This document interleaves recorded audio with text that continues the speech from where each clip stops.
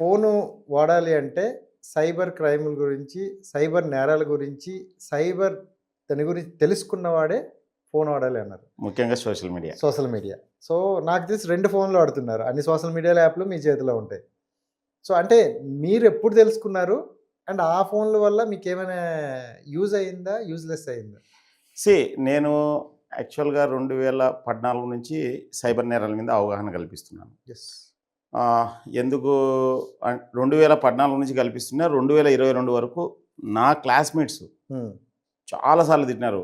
"ఏంరా మాకు తెలియదా సైబర్ నేరాల నుంచి? హౌలే నువ్వు చెప్తేనేనా మాకు తెలిసేది." ఓకే. అంటే హ్మ్. ఇప్పుడు మోసపోయి నాకు ఫోన్లు చేస్తారు. హౌలే ఇప్పుడు అర్థమైందా? నేను చెప్తూ మీరన్నారా? ఆ! ఓకే. నేను చేస్తున్న పని ఎంత ముఖ్యమో అని చెప్పినానన్నట్టు. హ్మ్. సో, 2014 నుంచి అంటే 2009, 10 అప్పటి నుంచి సోషల్ మీడియా రావడం స్టార్ట్ అయింది. అవును. ముఖ్యంగా డాటా. ఫస్ట్ మీకు గుర్తుందో లేదో ఆర్కుట్ ఉండేదన్నట్టు. ఓకే. ఆర్కుట్ అనేది ఒక సోషల్ మీడియా ప్లాట్‌ఫామ్ ఉంది. దానికంటే ముందు యాహూ మెసెంజర్ ఉండేది. చాలా మందికి తెలియదు యాహూ ఓకే. మెసెంజర్ ఎట్లా వర్క్ తెలీదు. అవుతుంది. ఆర్కుట్ కూడా చాలా మందికి తెలీదు. తెలియదు. అవును. మీరు నమ్ముతారో లేదో ఆర్కుట్ ఫేస్‌బుక్ కంటే బాగుంది. ఇప్పుడు ఫేస్‌బుక్ కంటే అప్పుడు ఆర్కుట్ బాగుంది. ఓహ్! కాకపోతే అది తొందరపడి కోయిల ముందే కూసిందన్నట్లు ముందొచ్చిందన్నట్టు. యెస్. యెస్.